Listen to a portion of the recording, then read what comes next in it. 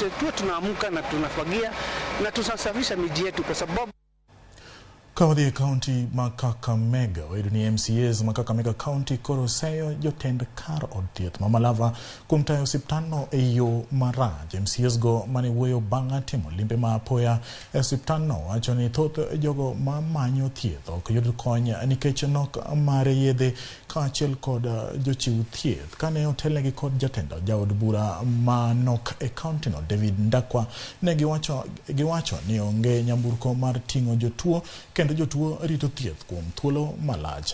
Jatatije mar osiptalno Terry Kamau ne oyie ni gin kod achiedh nade ma opogore ka okwayo piny owacho mamalo mondo otem los osiptandno e yo makare.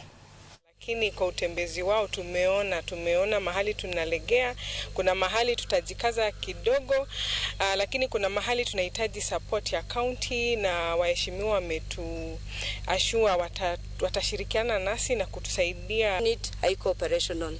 Na wamama wanakuja hapa kuzaa kila siku. Hawa mama wakizaa hao watoto wanashughulikiwa aje.